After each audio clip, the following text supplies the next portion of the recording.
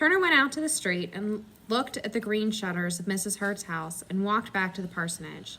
The sea breeze, wearing its overcoat, followed him all the way until he closed the door on it. Then it tipped up into the sky and spread out, looking for a maple it could scorch or beech it could blanch.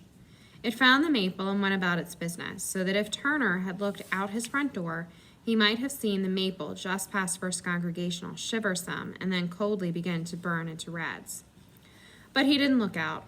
He went up to his room and listened to the clicking of the typewriter from his father's study. And he thought about sunlight shutters and strawberry doors and Mrs. Hurd and baseballs higher than the dome of the Massachusetts State House and Lizzie Bright. And he suddenly knew that he needed to find a way back to Malaga Island. And he needed to find out where Mrs. Hurd had gone. So that night, as dishes were passed around a silent table, and as the clock on the break front chimed the quarter hours, Turner decided he would dare the silence and ask. "Mrs. Hurd's house is all closed up," he said. He was surprised at how loudly his voice crackled around the room, as though it were electric and sparking up the paneled walls. "And her shutters are all painted green." "Yes, I know," said Reverend Buckminster without looking up. He deliberately cut a square piece of lamb and dipped it into the mint jelly on his plate. He brought it slowly to his mouth and chewed properly. The clock chimed another quarter hour. "Do you know where she went?" Reverend Buckminster slowly chewed.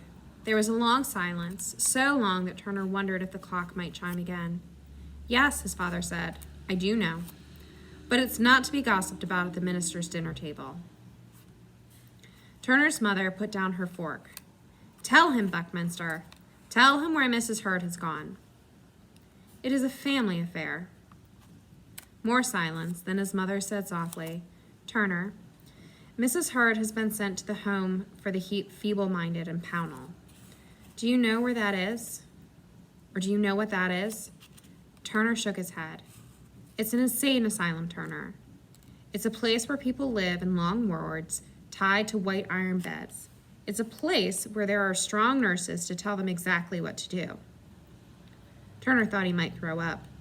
The smell of the mint jelly filled the room, heavy and sickly sweet, awful, wafting around him. "You don't need to frighten the boy." "But she wasn't feeble-minded or insane," she continued. "I knew her, and she wasn't feeble-minded or insane." "That's for her son to decide. He is a deacon, after all," said Reverend Buckminster. "For her son to decide," said Turner's mother, looking only at him, "and for 2 other respectable citizens of Phippsburg to agree to if she was to be legally committed. One of the respectable citizens was Mr. Stonecrop, who just happens to be looking for capital to build his new hotel. And my, isn't it surprisingly convenient that the good Deacon Hurd now has his mad mother's house to put on the market, all newly painted in colors that everyone expects? And isn't it surprisingly convenient that once it has sold, Deacon Hurd will have a nice sum to invest? Deacon Hurd, Turner, has been fearing for his mother's sanity for some time, and he cannot leave her safely alone. You can hardly expect him to care for an insane woman."